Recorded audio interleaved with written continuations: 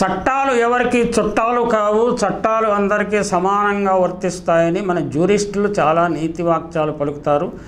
ప్రభుత్వం మనం ఎప్పుడు మాట్లాడినా చట్టం తన పని చేసుకుపోతుంది అంటూ చెప్తారు. కానీ ద రిచ్ అండ్ పవర్ఫుల్ చట్టంతో ఎలా ఆడుకుంటారో మనకు తెలుసు. మనకి రామోజీరావు గారు, కీర్తిశేషులు రామోజీరావు గారు, ఆయన అంటే నాకు వ్యక్తిగతంగా చాలా గౌరవం ఉన్నది. కానీ ఆయన చేసే పనులన్నింటినీ నేను సమర్థించలేను. ఆయన వ్యవస్థీకృతం చేసిన ఒక వైఖరి మన ఆంధ్రప్రదేశ్కి చాలా నష్టం చేసిందండి, భారీ నష్టం చేసింది. ఇప్పుడు ఈనాడు ఆస్తుల జప్తు లీజు గడువు ముగిసినా ఖాళీ చేయటం లేదండి. ఈనాడు పత్రిక వాడు విజయవాడలో స్థల యజమానికి 5.2 కోట్లను 6% వడ్డీతో చెల్లించాలని గతంలో కోర్టు ఆదేశించింది. అయినా పట్టించుకోలేదు ఈనాడు యాజమాని. అంటే వాళ్ళకి రూల్స్ అండ్ రెగ్యులేషన్స్ ఏం వర్తించవు. The rich and powerful they can manage the law, manage the governments. చూడండి, మార్గదర్శి ఫైనాన్షియర్స్ కేసులో ఎటువంటి రిజర్వ్ బ్యాంక్ స్పష్టమైన అఫిడవిట్ ఇచ్చినప్పటికీ రాష్ట్ర ప్రభుత్వాలు, తెలంగాణ, ఆంధ్రప్రదేశ్ రాష్ట్ర ప్రభుత్వాలు ఈ తప్పు చేసిన వారిని శిక్షించాలని గట్టిగా పట్టుపట్టపోవటంలోనే వారికి ఎంత ప్రభావం ఉన్నదో, ఎంత శక్తియుక్తులు ఉన్నాయో మనం అర్థం చేసుకోవచ్చు. విజయవాడలో స్థల యజమానికి 5.2 కోట్లను 6% వడ్డీతో చెల్లించాలని గతంలో కోర్టు ఆదేశించింది. అయినా ఈనాడు పట్టించుకోలేదు. దాంతో ఇప్పుడు ఈనాడు ఆస్తుల జప్తు కోరిన బాధితుడు గూడవెల్లి వద్ద ఉన్న ఆస్తులను జప్తు చేయాల్సిందే కోర్టు ఆదేశం. ఈ ఆస్తులను ఎవరికీ బదలాయించరాదని, తాకట్టు పెట్టడం, విక్రయించడం, బహుమతిగా ఇవ్వడం కుదరదని ఆదేశాలు జారీ చేసింది. గతంలో విశాఖ స్థల యజమానికి ముప్పు తిప్పలు.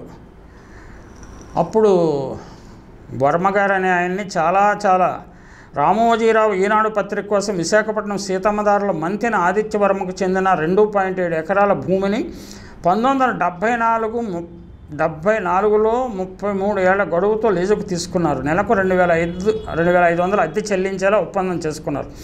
అయితే వర్మ నుంచి లీజుకు తీసుకున్న భూమిని రామోజీరావు సొంత భూమిగా చూసుకుని ప్రభుత్వం నుంచి నష్టపరిహారం పొందారు. రామోజీరావు లీజుకు తీసుకున్న 2.7 ఎకరాల భూమిలో ప్రభుత్వం రోడ్డు వెడల్పు నిమిత్తం 618 గజాల భూమిని తీసుకుంది. ఇందుకు గాను సీతమ్మదారులో 872 గజాల చదరపు గజాల స్థలాన్ని ప్రభుత్వం ఇచ్చింది. వాస్తవానికి ఈ స్థలం ఆదిత్యవర్మకు చెందాలి. అంటే నేను చెప్పాను కదా, rich and powerful they don't follow the rules, they can break the rules and then get away with rules. ఈ మోసాన్ని ఆలస్యంగా తెలుసుకున్న ఆదిత్యవర్మ పోలీసులకు ఫిర్యాదు చేశారు. అయితే రామోజీలు పలుకుబడి ముందు పోలీసులు ఏం చేయలేకపోయారు.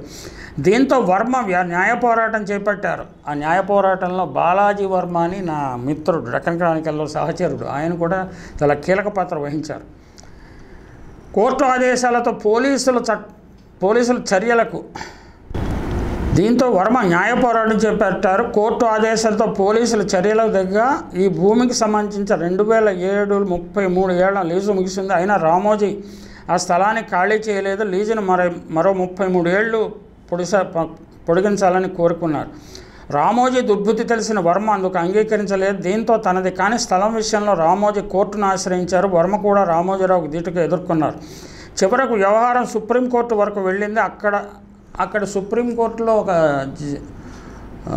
సర్వోన్నత న్యాయస్థానం ఒక స్పష్టమైన తీర్పు ఇచ్చింది. మీరు 48 గంటల్లో ఖాళీ చేస్తారా, లేక అద్దె 6% చొప్పున అద్దె చెల్లిస్తారా అంటే అది కొన్ని లక్షల్లోకి వెళ్ళిపోతుంది అనమాట.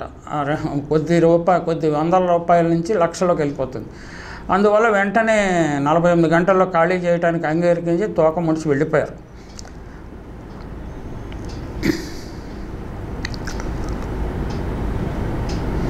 రామోజీరావు చివరిలో వర్మ స్థలాన్ని ఖాళీ చేశారు. వర్మకు చెల్లించాల్సిన పరిహారాన్ని పూర్తిగా చెల్లించలేదని, కొంత చెల్లించి రాజీ చేసుకున్నారని కూడా తెలుస్తున్నది. ఇప్పుడు అదే వ్యూహాన్ని విజయవాడలో కూడా అమలు చేస్తున్నట్టున్నారు.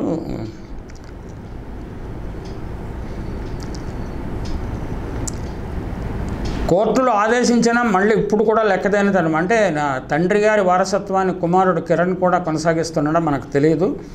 ఎవరైనా లీజుకి ఇస్తే ఇక కబ్జానే. అందరికీ చెప్పేవి సూక్తులు, చేసేవి కబ్జాలు. విజయవాడ కేసులో ఈనాడు సీఎండీ కిరణ్ వ్యక్తిగత హాజరుకు ఆదేశాలు. ఈ తదుపరి విచారణ 20కి వాయిదా, అంటే 20వ తేదీన ఏం జరుగుతుందో చూద్దాం. అంటే ద రిచ్ అండ్ పవర్ఫుల్ని ఏమైనా కోర్టులు శిక్షిస్తాయంటే జైలుకు పంపిస్తాయని మనం ఆశించకూడదు. కనీసము అవతల వ్యక్తికి బాధితుడికి న్యాయం చేస్తాయనేది చూద్దాం, ఏం జరుగుతుందో చూద్దాం.